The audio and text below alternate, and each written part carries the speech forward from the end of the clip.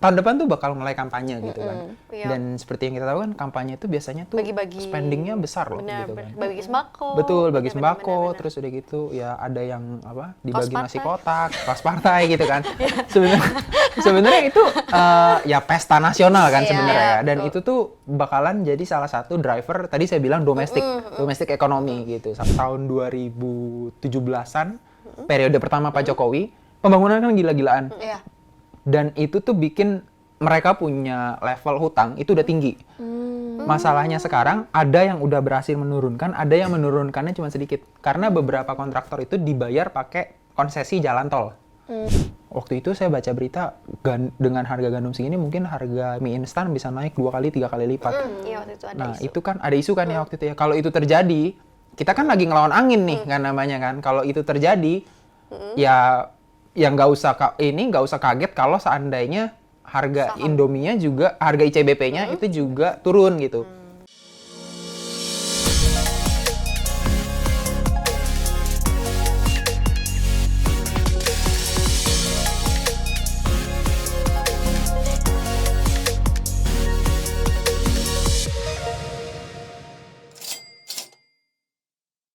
Halo sahabat Kompas.com, balik lagi nih di Generasi Cuan Part 2 masih sama Melis nih kan dan juga Mas Hendriko Gani selaku Stock Market Enthusiast. Nah, kita mau lanjutin pembahasan lanjutan part 1 tadi, pertanyaan netizen akan dibacakan oleh netizen lagi. Netizen sih. Netizen juga sih.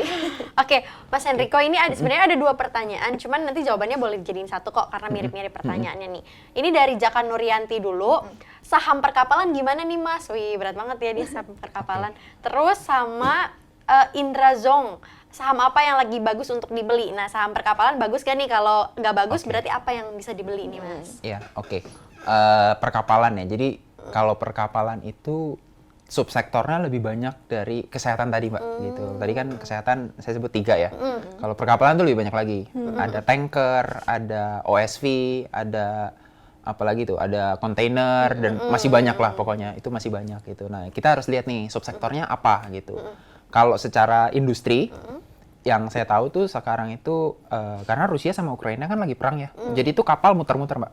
Harusnya misalnya dari misalnya Eropa gitu ya ke Indonesia gitu kan tinggal ke bawah gitu. Langsung gitu ya. Gitu kan. Ini tuh enggak, karena lagi perang, dia harus muter nih. Gitu. Jadi itu sekarang sekarang jadi butuh satu perjalanan kan lebih jauh ya. Berarti makan waktu lebih lama. Tapi kapalnya kan nggak nambah gitu. Jadi sekarang itu terjadi shortage kapal gitu. Jadi itu kapalnya kurang.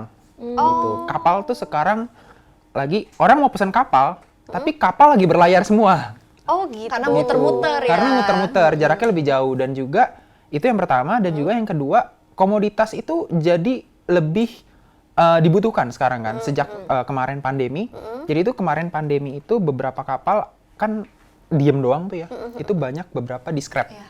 Jadi kapal yang udah lama-lama di scrap gitu, tapi orang nggak ngebangun kapal baru gitu. Setelah COVID, ya udah kapalnya menurun, sekarang jaraknya makin jauh, kapalnya makin sedikit nih, kelihatannya kan jadi seolah-olah lebih sedikit gitu ya. Iya, benar. Nah, itu meningkatkan namanya tarif kapal, tarif angkutannya gitu kan. Nah, itu sebenarnya yang terjadi saat ini kayak gitu.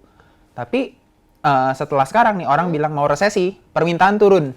Gitu. Tinggal kita ngelihat sektor apa sebenarnya yang subsektor apa, kapalnya yang dimaksud. Kalau kontainer, kalau perdagangan dunia turun karena resesi, kontainer saya rasa kurang menarik. Gitu. Tapi yang satu subsektor yang saya cukup lihat itu subsektor OSV namanya. Dia tuh singkatan dari Offshore Supply Vessel. Jadi dia itu kerjaannya gini, kalau kita mau nambang minyak di lepas pantai, dia itu harus ngederek rig pertama. Rig buat ngebornya itu ya, dia harus ngederek. Terus ada orang dong yang mesti ngerjain kan. Dia bawa bolak-balik krunya, kru yang di rig itu. Nah, itu sebenarnya menurut saya ya, itu masih prospek. Karena dunia ini tuh kalau kita lihat sebenarnya semua komoditas sudah mulai turun. Tapi masih ada 2 komoditas yang harganya cukup tinggi. Apa itu? Itu komoditi oil, minyak. Satu, yang kedua adalah batu bara. Iya. Tapi batu bara udah mulai turun juga nih. Lagi diambang-ambang mau turun gitu. Tapi oil tuh masih di situ. Terakhir itu beritanya oil adalah ketika dia udah mulai turun karena takut resesi, OPEC itu penghasil minyak ya, dia bilang dia mau cut 2 juta barel per day.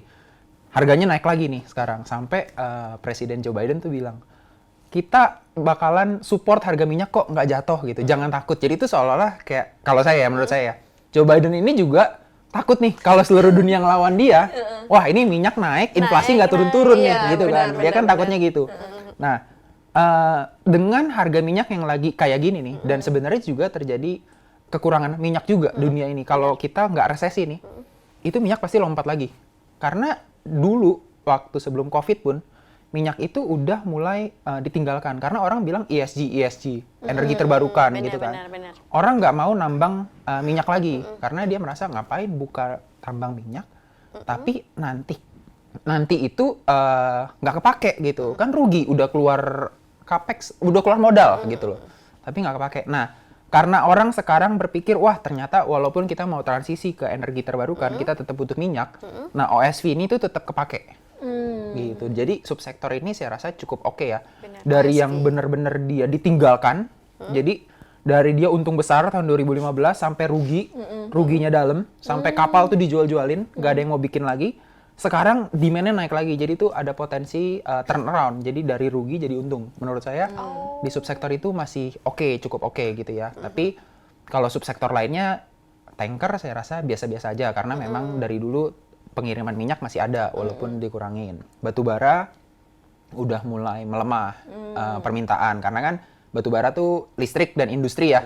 Kalau turun ekonomi resesi, ada potensi juga menurun permintaan batu bara. Kecuali Cina udah mulai buka lagi nih nanti. Yang lain-lain juga menurut saya ada kemungkinan menurun seiring dengan komoditas menurun, trade menurun. Saya rasa ya sama ya gitu kasusnya. Kalau satu subsektor ini saya lihat cukup ada potensi sih gitu Mbak. Tadi kan soal topik RAPBN 2023 nih, ada beberapa sektor yang juga tadi Mas Henrico mention juga akhirnya ikut terdongkrak nih ya gara-gara rancangan ini. Nah, kalau untuk dari pertambangan dan komoditas sendiri gimana? Apalagi 2023 akan ada proyek penghiliran nih sendiri nih. Oke, kalau dari penghilirannya sendiri sebenarnya butuh waktu sih ya Mbak ya, sampai benar-benar bisa mendulang profit yang besar gitu. Jadi yang paling gampang, yang paling sering kedengeran itu kan nikel sekarang. Iya. Nikel tuh sebenarnya gede banget proyeknya di Morowali sana di Sulawesi. Itu proyek yang gede banget. Dibilang masa depan menjanjikan buat Indonesia, iya. Cuman kan kita nggak segampang kayak, oke, kita mau hilirisasi, besok jadi kan nggak gitu kan. Kita butuh bangun smelternya dulu, terus juga kita harus sosialisasi siapa nih yang mau invest gitu juga kan. Itu butuh waktu semuanya. Jadi kalau untuk tahun depan saya rasa sih belum terlalu gimana banget gitu ya. Mungkin sudah mulai karena kan beberapa smelter udah jadi dan lain-lain. Tapi belum yang sampai gimana banget dan belum sampai sektornya gitu lah ya. Mungkin masih beberapa company udah mulai bisa profit nih gitu. Cuman nggak semuanya. Pemerintah udah merancang anggaran jumbo nih buat subsidi sosial kan sama subsidi energi, perlindungan sosial sama subsidi energi. Nah, itu gimana tuh, Mas Henrico? Dampaknya. Kalau tentang perlindungan sosial itu, saya rasa sebenarnya tahun depan consumer cukup bagus. Pertama karena itu, yang kedua juga tahun depan itu tahun pemilu, Mbak. Gitu. Iya, betul. Bukan tahun pemilu sih, tapi tahun mereka mulai untuk sosialisasi kan, gaung-gaungkan gitu. Dan biasanya kalau sekarang juga udah mulai sih sebenarnya ya. Apa kalau politik biasanya bilangnya? Apa? Kampanye. Betul, iya, kampanye. Nah, tahun depan tuh bakal mulai kampanye gitu kan. Dan seperti yang kita tahu kan kampanye itu biasanya tuh bagi-bagi, spendingnya besar loh gitu kan. Bagi sembako. Betul, bagi sembako, terus udah gitu ya ada yang dibagi nasi kotak, kos partai gitu kan. Sebenarnya itu ya pesta nasional kan sebenarnya ya. Dan itu tuh bakalan jadi salah satu driver, tadi saya bilang domestik ekonomi gitu. Salah satunya juga itu. Nah, untuk sektor consumer sendiri, saya rasa ada potensi untuk perform ya tahun depannya. Tinggal dipilih aja nih, jangan sampai milihnya ke sektor yang kurang diuntungkan. Bukan ke sektor yang kurang diuntungkan, ke produk yang kurang diuntungkan. Contohnya produk apa tuh, Mas? Contohnya tuh kayak misalnya nih ya kayak tadi Indomie itu tuh dia tuh gandumnya lagi tinggi nih. Kalau kita kalau si Indominya ini waktu itu saya baca berita dengan harga gandum segini mungkin harga mie instan bisa naik 2 kali 3 kali lipat. Iya, waktu itu ada isu. Itu kan ada isu kan ya waktu itu ya. Kalau itu terjadi, kita kan lagi ngelawan angin nih kan namanya kan. Kalau itu terjadi, ya nggak usah kaget kalau seandainya harga Saham. Indomie-nya juga, harga ICBP-nya itu juga turun gitu. Itu kan kalau saya bilang sih sampai sekarang belum ada ketentuan kan, kecuali nanti tahun depan harga gandum turun tuh. Nah itu boleh tuh kita langsung coba buat jajal ke ICBP gitu kan. Nah, kalau misalnya kayak air mineral nggak pakai komoditas misalnya, itu bisa dicoba tuh, bisa dilihat-lihat. Gitu. Consumer health kayak tadi kan obat resep itu juga ya karena tadi saya cerita orang yang ke rumah sakit makin banyak itu juga bisa dilihat. Jadi subsektor apa nih yang kita lihat gitu sih Mbak? Udah consumer, ada sektor lain juga nih yang diuntungkan, infrastruktur juga iya, kan. benar, Iya, infrastruktur. Itu gimana di Indonesia? Kalau di China kan kata Mas Henriko tadi bagus kan Properti. ya, Properti ya kalau di China kurang sih karena kan Oh, kurang. banyak gagal bayar ya Kalau di Indonesia Evergrande. Kalau di gimana Indonesia tuh? menurut saya ada potensi sih untuk yang properti industri ada kemungkinan lebih apa? bagus karena banyak dengan segala usaha dan upaya pemerintah ternyata banyak loh investor yang ngelirik Indonesia. Oh gitu ya. Gitu. Kita ngelihatnya dari FDI, foreign direct investment. Itu dia banyak yang bikin pabrik di Indonesia dan itu kan pasti di lahan-lahan industrial.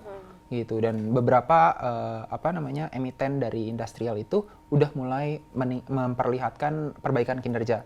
Kalau seandainya properti kayak mall gitu ya, itu juga saya rasa ada potensi karena kan kita mulai berangsur-angsur pulih dari COVID. Benar-benar. Gitu. Itu mulai hedon lagi ya kita. Betul, mulai ke mall lagi kan, orang mulai berani gitu. Nah, Iya, itu ada benar-benar. potensi juga. Tapi kalau kayak properti yang perumahan gitu ya, yang jual perumahan, saya rasa nggak semua orang punya daya beli yang cukup dan mau spending ke perumahan situ Betul, gitu. betul Jadi masih ada beberapa kelas yang memang masih sebenarnya itu dia masih sulit gitu karena inflasi tinggi kan, harga gas naik, harga listrik naik gitu, mau beli rumah lagi kan, KPR ntar suku bunga naik lagi gitu Iya, kan. Bunga Nah, naik ya, itu nggak mungkin sih. cost-nya kan jadi tinggi gitu kan. Saya rasa itu yang menjadi tantangan sih ya buat properti perumahannya gitu ya. Saya rasa sih gitu. Kalau infrastruktur sendiri apalagi kan tahun depan di area APBN dinaikkan kan anggaran untuk pembangunannya sendiri. Iya, kalau infrastruktur saya justru suka karena secara IKN itu banyak makan proyek gitu ya. Itu yang udah pasti menguntungkan buat kontraktor-kontraktor lah ya gitu ya. Itu pasti menguntungkan karena dapat kontrak otomatis pendapatan dan labanya pasti naik tuh. Cuman yang jadi masalah itu yang teman-teman harus perhatikan itu level hutangnya atau debt to equity ratio lah yang paling gampang. Itu maksudnya gimana tuh Mas Henriko? Jadi itu gini, kontraktor apalagi yang ke pemerintah ya, dia tuh sistem pembayarannya beda kalau kita misalnya panggil kontraktor buat bangun rumah kita. Kalau bangun rumah kita tuh gini, kita DP, misalnya harga rumah 1 miliar gitu ya, kita DP dulu 20%, which is 200 juta kan. Nanti dikerjain, udah sampai termin ke-1, kita bayar lagi nih. Misalnya let's say 20% lagi, 200 juta lagi. Terus aja gitu sampai nanti udah selesai semua, kita bayar. Kan berarti kan si kontraktor dapat cash flow tuh kan, 200 sampai ntar 1 miliar. Kalau sama pemerintah tuh nggak gitu, namanya kontraknya itu turnkey. Jadi tuh dia bener-bener kerjain dulu, selesai, bayar 1 Bayarnya bisa miliar. 6 bulan bahkan ya. Bisa 1 tahun lebih Wow. bahkan. Nah, Ini ketahan dong dananya ya. nggak Nah, langsung cair. itu kontraktornya itu harus pikir gimana caranya ngadain duit 1 miliar. Let's say kalau modalnya 700 gitu ya, 700 juta ya. Gimana caranya gue ngadain 700 juta untuk sekian tahun gitu kan. Nah, itu tuh dia harus, ya pendanaan cuma ada 2. Kalau nggak pinjem bank, minta sama pemegang saham. Iya. Minta right issue gitu kan. Cuman 2 cara dia dapetin modal. Kalau right issue mulu kayaknya nggak make sense gitu kan. Masa minta mulu sama ini kan, sama pemegang saham. Nah, yang kedua itu dia utang. Nah, kemarin tahun 2017-an, periode pertama Pak Jokowi, pembangunan kan gila-gilaan. Iya. Dan itu tuh bikin mereka punya level hutang itu udah tinggi. Masalahnya sekarang ada yang udah berhasil menurunkan, ada yang menurunkannya cuma sedikit. Karena beberapa kontraktor itu dibayar pakai konsesi jalan tol. Jadi misalnya dia bangun jalan tol nih, yaudah deh bayarnya kita pakai kepemilikan jalan tol, gitu. Oh, ya. Kepemilikan jalan tol kan sebenarnya itu urusannya kayak jasa marga. Karena dia keluarin duit segitu, dia dapat cash flow. Cash flow-nya sedikit, tapi kan karena makin lama makin banyak, besar dapatnya. Tapi kalau si kontraktor yang mainnya sekali hajar, terus dia dapatnya ternyata udah minjem nggak balik nih, dia dapatnya dari pendapatan karcis tol. Itu susah. Dia harus melakukan divestasi, jual tolnya gitu kan. Ada beberapa yang sudah berhasil mengurangi level hutangnya itu jauh. Ada yang baru sedikit nih, gitu. Itu yang harus diperhatikan nih, gitu. Jadi Hati-hati jangan juga sampai dia nggak bisa dapat proyek nih, tapi modalnya nggak ada gitu. Dia nggak bisa kerjain juga kan. Atau dia ini lagi nih, minjem lagi nih, tapi jadi resikonya tinggi sampai dia bayar utang bank aja bunganya itu ternyata nggak bisa menutupi keuntungannya. Jadi rugi nih gara-gara bunga bank gitu kan. Itu ya sebagai pemegang saham kita dirugikan kan. Gitu. Kita harus pilih-pilih yang kayak gitu. Pilih-pilih mana perusahaan yang sekiranya utangnya sudah mulai dilunasi lah ya. Betul, yang mulai turun gitu kan. Oke, nah ini sektor yang salah satu emiten yang banyak digemari nih oleh sahabat Kompas.com. Bagaimana untuk kedepannya prospek saham perbankan baik itu yang konvensional maupun yang digital. Iya betul. Oke.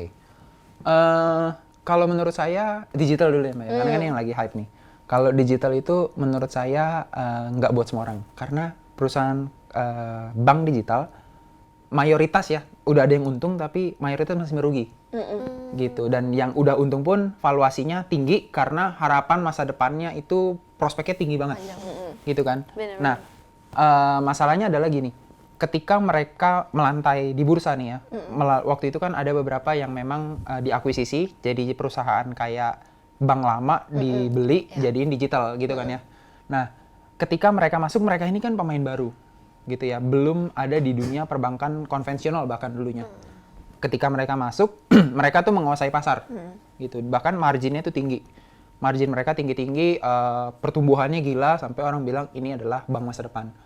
Yang jadi masalah adalah ketika semua orang berpikir ini adalah bank masa depan, bank masa depan ini bisa kita nggak tahu gitu. 10 tahun lagi, besok aja kita nggak tahu kan ada apa gitu ya. Kita nggak tahu, mungkin janjinya 10 tahun lagi, 5 tahun lagi. Cuman besok aja kita nggak tahu ada apa gitu. Dan juga seiring berjalannya waktu, itu banyak bank-bank konvensional masuk juga loh ke digital. Artinya itu akan mengurangi pangsa pasar mereka. Kayak contohnya yang paling besar bank BCA, itu ngeluarin Blue BCA. Itu ya belum banyak yang pakai.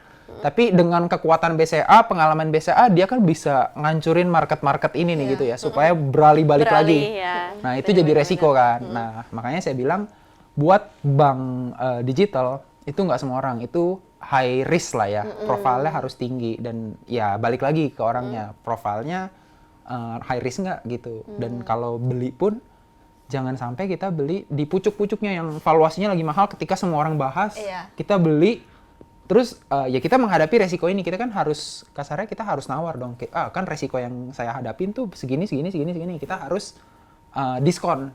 Wah, kalau resiko ini terjadi, berarti gue akan mengalami kerugian segini nih, jangan sampai kita ruginya terlalu besar.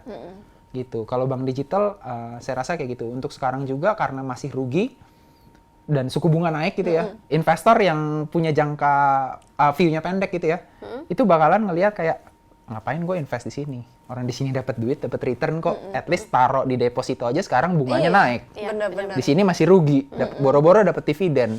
Earning saya tuh nggak ada gitu kan mereka. Nah itu yang jadi resiko jangka pendeknya buat bank. Jangka panjang saya yakin masih oke, cuman resikonya juga besar dan harus dilihat yang mana yang kira-kira bakal survive ketika nanti bank-bank lainnya juga masuk ke Bursa. pertarungan itu loh. Kayak Blue nanti masuk. Belum ya, Blue atau aja apa. belum kan? Betul, itu juga masuk. Nanti ada BNI mau ngambil Mayora kan udah. Mau jadi digital lagi, itu semua bakalan masuk.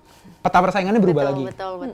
Itu pastiin aja mereka walaupun nggak jadi leader, survive lah di market gitu. Itu untuk bank digital. Kalau bank konvensional, saya rasa dengan pertumbuhan ekonomi Indonesia ya, tahun depan masih ada potensi sih. Apalagi bank yang emang punya portofolio pinjamannya itu dia fokusnya ke dalam negeri. Kayak misalnya bank-bank yang melayani UMKM gitu. Atau yang ultra mikro gitu ya. Itu ya, kalau untuk perusahaan-perusahaan, kalau yang dia pegang perusahaannya perusahaan internasional, dia banyak pegang pinjaman dari perusahaan internasional. Perusahaan internasionalnya ternyata bisnis terganggu karena ekonomi lagi resesi. Ya mungkin akan perform juga, kan karena nggak semuanya ya, pasti ada yang domestik yang perform juga, cuman mungkin lebih lambat aja sih. Seperti itu kalau menurut saya gitu. Itu yang bisa jadi catatan ya untuk yang saham bank digital dan juga bank konvensional. Nah, ini terakhir nih Mas, untuk menutup generasi cuan episode kali ini, bisa diberikan tips do and dance-nya nih untuk sahabat kompas.com semua yang mau mempercantik portofolionya di kuartal 4 ini. Mungkin apa yang bisa dilakukan dan jangan dilakukan juga, sama untuk menyambut 2023-nya nih. Oke. Kalau untuk kuartal 4 ini saya rasa yang pasti harus ada cash ya Mbak ya. Harus ada cash. Jangan udah all in di market, itu bahaya juga. Karena kita nggak tahu ke depan, jangka pendek saya bilang masih bisa volatil. Kalau dikasih diskon, nggak punya duit, manyen doang kita kan. Iya, cuma ngeliatin doang. Ngeliatin doang. Aduh Spiring. ada diskon, nggak bisa beli gitu kan. Itu yang pertama. Pastikan kalian masih punya cash. At least kalau seandainya, ya nggak perlu sampai semuanya cash gitu, tapi punya lah 20%, 30% itu harus ada gitu. Terus itu yang pertama. Terus yang kedua, kalau untuk jangka pendek, kan biasa orang trading ya sebutnya ya. Untuk jangka pendek itu pastikan punya trading plan yang ketat gitu. Jadi kalau seandainya udah waktunya cut loss, ya udah cut loss. Jangan kayaknya sayang deh ini prospeknya masih bagus gitu. Karena kan emang kita buat jangka pendek, buat trading gitu kan. Kalau udah waktunya cut loss ya cut loss, udah waktunya take profit. Jangan mikir kayak ini kayaknya masih bisa naik lagi deh gitu kan. Akhirnya kita nggak jual, iya nggak jual turun lagi gitu kan. Itu kalau untuk jangka pendek. Kalau untuk jangka menengah, saya rasa pastiin juga sahamnya itu ada di sektor yang menarik dan juga punya prospek bertumbuh ke depannya. Pastiin juga karena valuasinya banyak banget nih sekarang yang lagi murah kan. Pastiin juga jangan beli yang mahal gitu. Ada yang murah kenapa beli yang mahal gitu. Kalau saya sih, menurut saya itu ya, dipastikan belinya analisa dulu mana yang bagus, oke, valuasinya oke, baru kita beli. Itu gitu. dia. Bener, kuncinya sebenarnya tadi yang Niken juga bilang ya, jangan asal-asalan beli juga ya. Kalau mau saham itu ada analisisnya juga. Makasih Mas Enrico Gani nih udah join di Generasi Cuan Kompas.com. Sehat dan sukses selalu ya Mas. Thank you juga. Nah, sahabat Kompas.com, itu dia perbincangan kita soal saham kuartal 4 dan juga kuartal 1 2023 di YouTube channel Kompas.com. Jangan lupa terus saksikan Generasi Cuan. Melis, Niken, kru Mas Enrico semua pamit. Terus saksikan Generasi Cuan, pastikan kamu jadi generasi yang pandai melihat peluang. Sampai jumpa. Bye.